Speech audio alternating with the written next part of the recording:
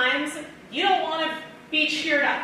Sometimes you just want to, play with silky scarves and strawberry purses and then just sit and watch fucking Netflix. Again, Job totally gets it. I mean, not the whole like silky scarves and strawberry purses and Netflix thing, but the wallowing, which you wouldn't know it from the way Gentiles usually tell the story. So the way Gentiles usually tell the story of Job is, there was once an extremely faithful man named Job, and one day the devil made a bet with God and said, he's only faithful to you because his life is wonderful, but I bet if his life wasn't wonderful, he would curse you. So God allowed the devil to take away Job's family, his fortune, his health, but still, Job stayed faithful. We should all be more like Job. And something Jesus. So first of all, we don't really have the devil in Judaism. I mean, so in Job, he's called Ha-Satan, but in this translation, he is just called the adversary. He's really a minor player. It's pretty clear that God is the one running the show. As my grandma says, men plan, God laughs.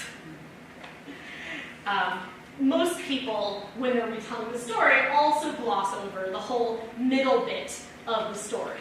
Job spending the whole time going, oh, why did I not die at birth? Expire as I came forth from the womb. Why were there knees to receive me or breasts to suck? And then you have Job's terrible friends giving him these fortune cookie responses. Though your beginning be small, in the end you will grow very great. Or if you direct your mind and spread forth your hand towards him, then life will be brighter than the noon. You will shine. You will be like the morning.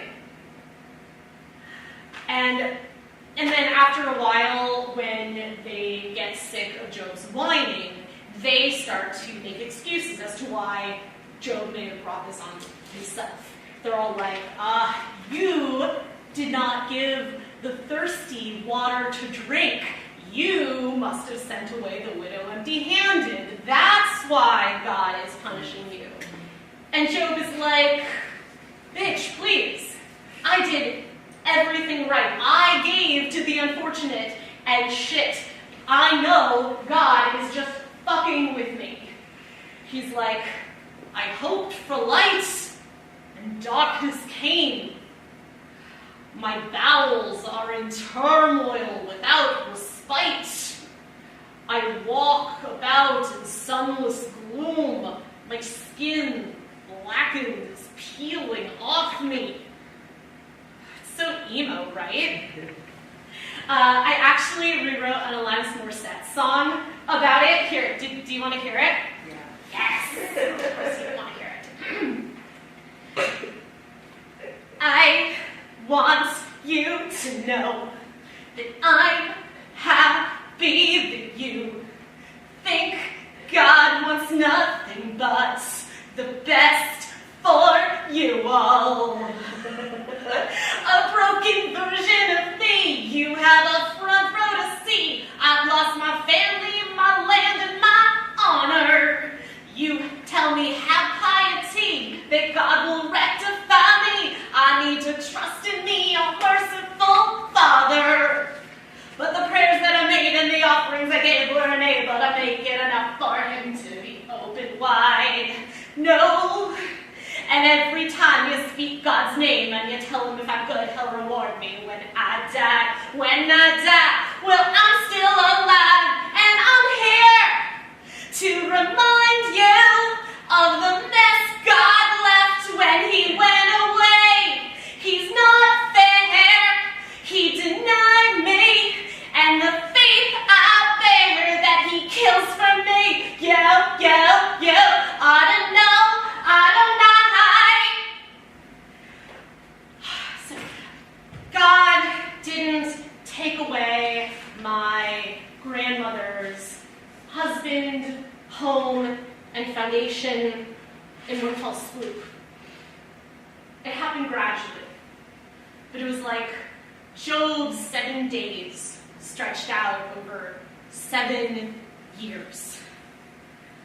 And there was nothing to save, there was nothing to fix.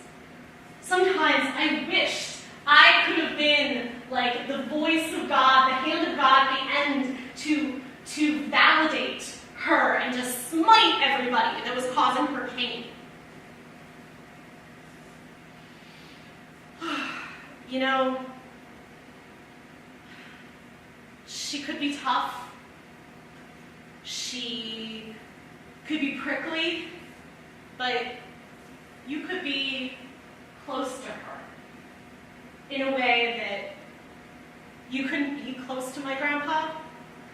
My grandpa was epic. He was always on stage, always doing a bit. Even if it was just the two of you walking down the street, he was talking to 1,000 people. But Grandma, I used to say that Grandpa was the heavens. She was the earth. And I remember these quiet moments with her. She wasn't a performer in the family, but I remember her being with me in the tub and singing, I love you, a bushel and a peck, a bushel and a peck, and a hug around the neck, or boyfriend prick a chick, rent a fire roll. Funeral, Dad said, I was shocked. With my dad, the masses came out. He was just that kind of guy. I expected my mom to go more quietly. Not a lot of fuss, but the people who showed up, the things they said, she really touched people, didn't she?